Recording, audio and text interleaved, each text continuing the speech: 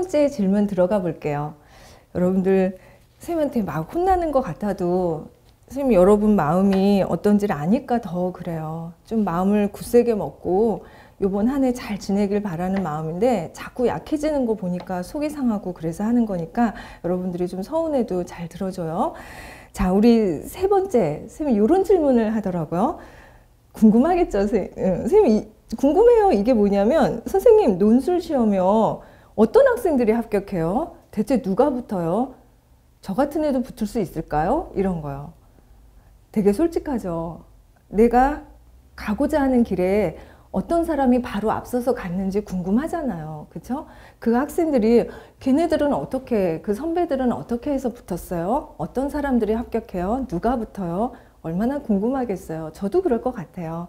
자, 여러분 한번 답변을 또 해볼게요. 제가 요것도 쌤이 세 가지로 정리를 해볼게요. 요거 들으시고 미리 쌤이 얘기하면 아, 내가 붙는 거네 이런 생각 하시길 바래요. 바로 나야 나 이런 거. 내가 붙을 수 있는 거였어 이렇게 생각하시길 바래요. 여러분을 위로하려고 없는 말을 하려고 한 게 아니라 진짜로 그래요. 붙은 학생들 친구들이 대동소이하게 하는 얘기가 뭔지 아세요? 선생님 제가 붙을 줄 몰랐어요. 선생님 제가 이럴 줄 몰랐어요. 그게 또 묘미거든요. 자, 볼까요? 첫 번째, 근데 우리 시작할 때 요 얘기는 선생님 하고 싶어요. 몇 번 듣고 뭐 한두 달 듣고 뭐 붙었어요 이런 친구들 논외로예요. 그런 경우는 자기의 기준에, 그러니까 자기한테 그런 상황은 기준이나 표준이 될 수 없어요. 사실 그거는 선생님이 뒤에 따로 얘기할 아마 이따 기회가 있을 것 같아요. 자, 볼게요. 첫 번째 이런 친구들은 선생님 미리 얘기해 볼까요? 그냥 크게 선생님 얘기해 볼게요. 원서 잘 쓴 친구들이에요. 재밌죠? 원서 잘 쓴 친구들. 이게 무슨 말이냐? 선생님 그럼 쪽집게로 썼다는 거예요? 아니에요. 전혀 그런 얘기 아니에요. 원서를 잘 쓴 친구들이에요. 예, 선생님 이게 되게 중요해요. 자, 선생님 요거를 풀어서 한번 얘기를 해볼게요. 원서를 잘 썼다는 거는 뭐냐면 여러 가지 중요한 의미가 있어요. 여러분들 요거 참 당부하고 싶은데 첫 번째는 일단 논술 카드가 많았어요. 일단은 선생님이 6개 학교를 지원했다고 생각, 6논술을 쓴 친구들이 일단 기회가 많아요.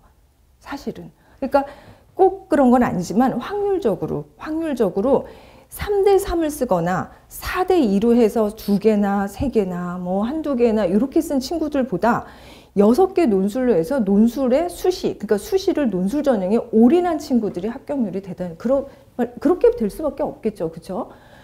그래서 일단 6개를 지원을 하고 그 다음에 여기에다 두 번째로 이 6개 지원을 해서 최저를 다 맞췄어요. 일단 최저 등급을 다 맞춘 거예요.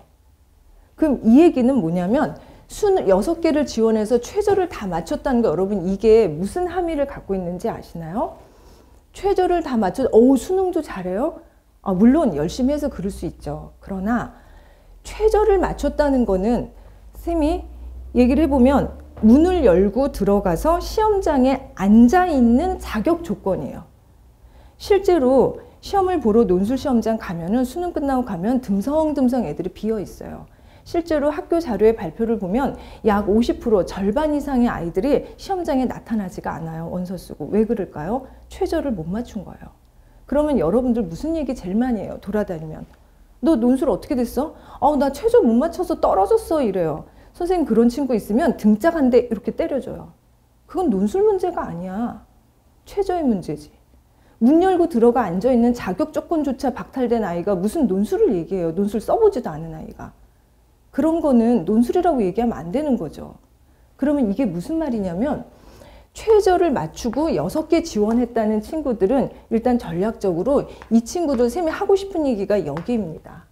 자기를 현실적으로 객관적으로 냉정하게 판단을 대단히 잘했다는 뜻이에요. 이게 굉장히 중요해요. 사실 원서 쓸 때 이렇습니다. 여러분들이 카드가 많아서 내가 쓰는 건 좋은데 자기를 파악을 잘해야 되는데 얘를 정시 지원을 하는 점수 배치표를 봐야 돼요. 자기 정시 지원의 점수를 가지고 6평이나 9평이나 이런 걸 보고 한번 배치표를 돌려보면 그 학교가 처참하고 참혹한 학교가 나와요.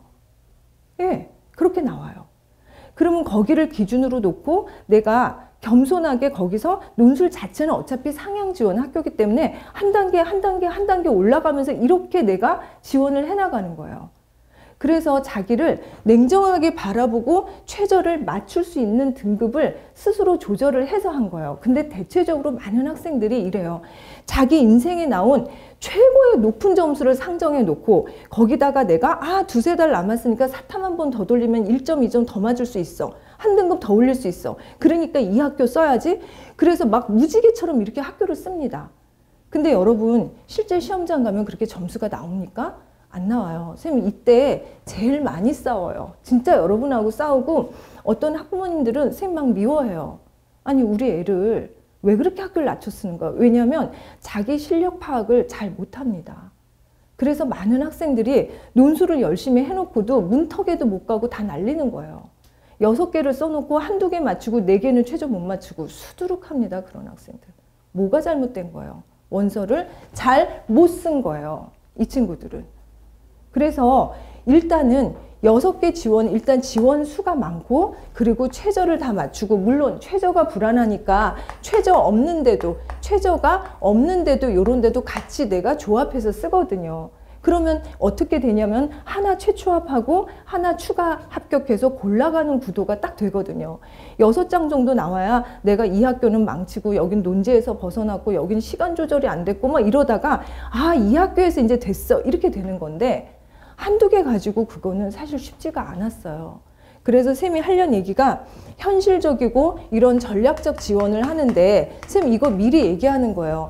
여러분들이 정말 냉정하게 자기 등급을 파악해야 돼요. 재수생, 산반수생, 장수생이 10월, 11월에 세상에 숨어 있다가 국평 같은 데 나오지 않았다가 실제로 수능 당일날 확 들어오는 학생 수가 3,000명에서 5,000명이 된대요. 그러면 자기 등급이 0.5에서 1등급 정도 떨어질 수 있다는 걸 감안하고 내가 겸손하게, 겸손할 수 없어요. 사실 논술 전형은 그 이상을 지원하는 전형이기 때문에. 그럼에도 불구하고 여러분들이 그거를 잘 조절을 못 하더라고요. 자, 논술 누가 붙냐고요? 이 친구들은요, 원서를 잘 썼어요. 자기가 이 정도면 선생님, 이제 제가 정시에서 이 정도밖에 안 되는데 거기부터 한 단계 올려놓을게요. 그 다음 이렇게 놓을게요. 그 다음에 비슷하게 놓을게요. 제가 그래도 꿈꾸는 대학 하나 정도는 써볼게요. 이러면서 굉장히 냉정하게 현실 파악해서 상담을, 물론 상담 굉장히 많이 합니다. 그럴 때 여러분들이 좀 여러분들 파악하시길 바라고 원서 우리 잘 씁시다. 이런 친구 있어요. 우리 학교든 작년에 경기도 어느 학교였어요. 자사고고 기숙사 학교였는데 거기 선배 중에 어떤 한 명이 연대를 어디 붙었나 봐요. 그게 이제 소문이 쫙 나니까 그런 거예요. 모든 애들이 논술을 연대를 다 쓴대요. 근데 그 친구가 똘똘하죠. 선생님 저는 그건 안 된다고 봐요. 논술 공부 안 된다고 봐요. 자기는 되는 데를 쓰겠대요. 자기가 따져보니까 덕성여대 어느 정도 갈 거래요. 정시로. 그럼 그 정도 맞추면 서성함부터 다 갈 수 있거든요. 그래서 갈 수 있는 데를 따져보면서 이렇게 해가지고 결국은 이관왕에서 잘 갔거든요. 여러분들 우리 특목 자사고나 이런 친구들은 자존심 문제 때문에 이럴 수도 있고 다양한 이유가 있어요. 막지는 않지만 원서를 조금 잘 써보는데 요거 쌤이 당부를 할게요. 현실적으로 전략적으로 냉정하게 파악해서 등급을 유지시키면서 논술까지 같이 지원을 잘 해보는 거예요. 자, 두 번째로는요. 여러분들 이거예요. 역시 복습 글쓰기랑 역시 리라이팅, 그죠? 복습이랑 선생님 이건 더 당부 안 해도 될 것 같아요. 꾸준히 공부한 친구들이에요. 이따가 쌤 뒤에 이제 다른 질문에서 얘기를 하겠지만 일단 자기가 공부한 거를 꾸준히 유지를 합니다. 쭉 몇 달 쉬었다가 이렇게 하는 게 아니라 어느 주는 힘들었지만 그래도 그 다음 주에는 다시 얘를 복습을 모드로 돌아가고 고쳐쓰기 반복해서 리라이팅해서 다시 한번 써보기 이런 거를 같은 논제를 여러 번 반복해서 쓰는 훈련을 꾸준히 한 친구들이 대부분이었습니다. 파이널 때 가서는 심지어 그 주에만큼은 그 주 동안만큼은 하루에 서너 시간씩 하루에 그렇게 해서 나름 시간을 많이 할애를 했던 겁니다. 수능 정시하면서 일주일에 그 정도 여러 시간을 빼는 건 쉽지 않은데 최대한 해보려고 노력을 많이 했던 친구들이에요. 그리고 세 번째로는 역시 뚝심이죠. 선생님 표현이에요. 이게 뭐냐면 불안하죠. 초조하죠. 논술 되겠어? 그리고 첨삭할 때 엄청 혼납니다. 잘한다 소리 많이 못 듣죠. 그쵸? 그럼에도 불구하고 나 논술로 갈 수 있어. 가야 돼. 나 이거밖에 길이 없어. 아, 몰라. 딴 사람 몰라도 나는 이거 해야 돼. 이런 의지를 오랫동안 갖춰가는 친구들이었습니다. 혼나도 선생님 아까 그랬죠? 자신감은 떨어져요. 자신감은 없을 수도 있고 그것은 없어도 돼요. 나 못하는데, 나 엉망인데. 그러나 높은 자존감은 여러분 꼭 유지하시길 바랍니다. 어떤 학생이 붙냐고요? 바로 여러분입니다. 이거는 할 수 있어요. 냉정하게 자신을 파악해서 원서 잘 쓸 거고 선생님들이 도와주실 겁니다.